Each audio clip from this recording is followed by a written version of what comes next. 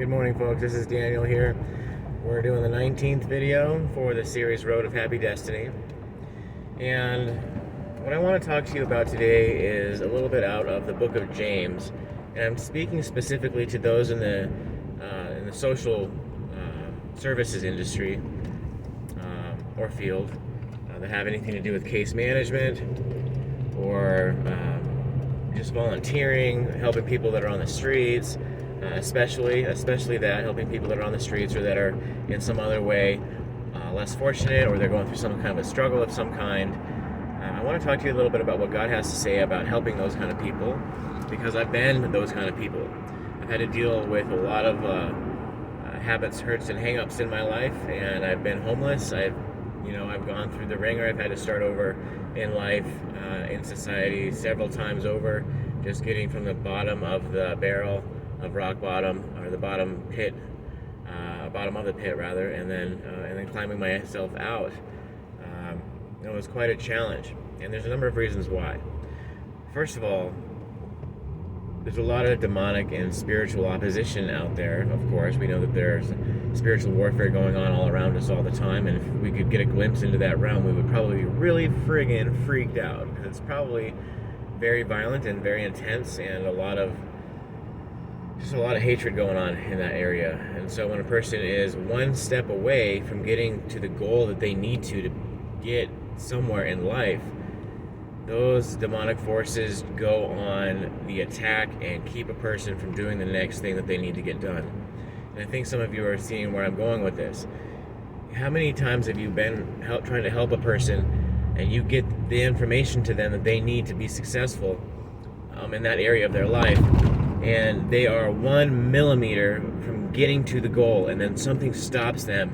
They become lethargic or apathetic, or they just get distracted, or they just fight you. They fight you on the one thing that they need to do to get to that next level in their life. Say it's maybe they lost their driver's license and they need to get some form of identification, but they don't have any of their documents. So you help them and give them the information they need to get all of their stuff, and then they just won't show up to the appointment to get the final thing that they need, the exam or the picture taken or whatever. They just can't get it done. Something stops them. They fight you on it, or they go and use substances and get messed up and can't do it that day, or they just don't feel like it that day. Well, a lot of that stuff isn't from them. They're not bad people. They're not lazy per se. They're working their butt off trying to get their life together, but something stops them, and it's a spiritual attack. And so what we need to do is help them get to the level that they need to get to by walking it out with them. Sometimes a person is completely capable of doing what they need to do to be successful in this life. We know where the resources are. We know how to pick up the phone and make a phone call and research the information we need to get the help we need to get into a housing, a situation of housing, or transportation, or a job, or school, or getting that ID, whatever it is that we need to do. Especially as addicts, we're pretty friggin' resilient, and we're very intuitive. We're really good at improvising. We figure it out. If we could figure out how to find dope every day, living on the streets being penniless, we can figure out how to pick up the phone, make a phone call, if we even have a phone, right?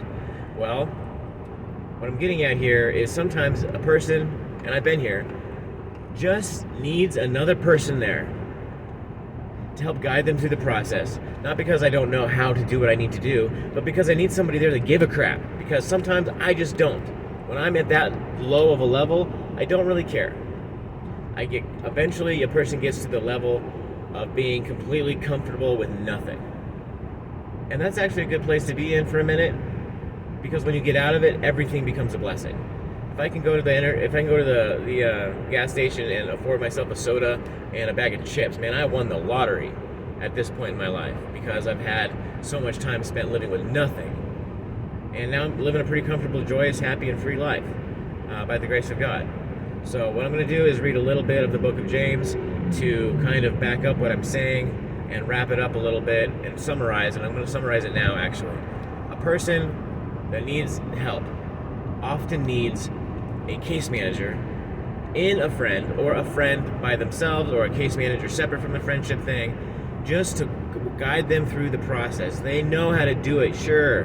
Maybe they don't, but if they did and they still won't do it, they just need you to be with them, to walk it out with them. Take 15 minutes and go with them to the frickin' DMV to get the license. Go with them to the food stamp office if that's what they need.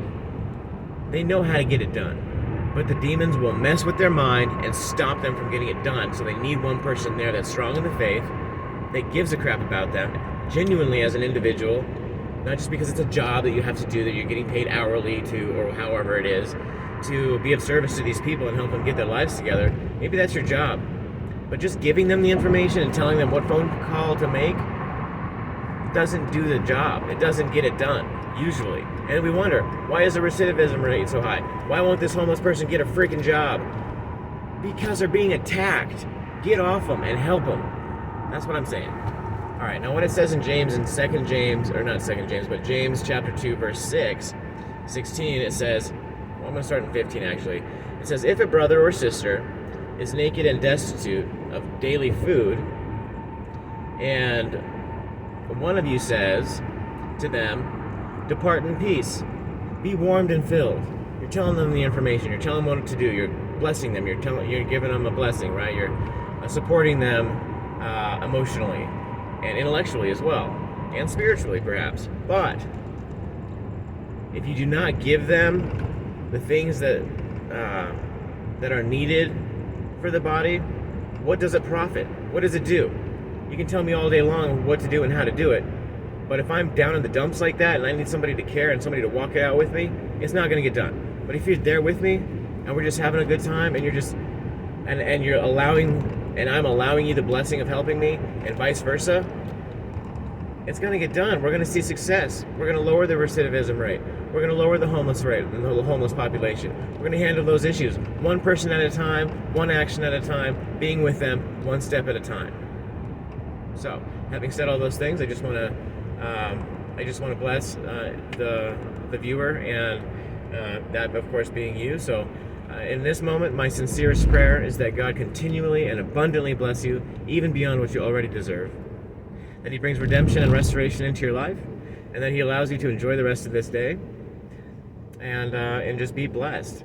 Keep in mind the things that I've said, please, because I don't believe that they're coming from me. I believe that there's a lot of folks out there that need to hear what I've had to say, because it's not me really saying it. This information doesn't come from me as an individual. It comes from the Spirit that knows there's a problem in this world, and there's a lot of folks out there that need to hear these kind of messages. So, if we want to be effective in being of service to other people, we need to walk it out with them. Just like when there's a new Christian, a new believer, they stick around for a few weeks or a month or two, maybe even a year or more, and then they get lost or stay lost, and they have no idea how to build that relationship with God. So they're reading the Bible, but they're trying to read it from start to finish. They don't know where to go or how to get going with that, and they're just down. They don't have the guidance that they need to build that relationship. I didn't grow up in the church. I found God much later in my life. I was aware of Him early on, but I had not a clue how to build a relationship with Him. It wasn't until later that I started really digging into the scriptures and really doing the research and really getting after it. If I had somebody to have guided me along the path from the beginning, bro, I'd be in a much different place. Not to say that I'm dissatisfied with where I am now. I'm much, much happier than I've ever been in my life. However, it would have been nice to have some guidance along the way. So be a guide, be a teacher, and may God bless you abundantly. Thank you so much for watching. Bye-bye.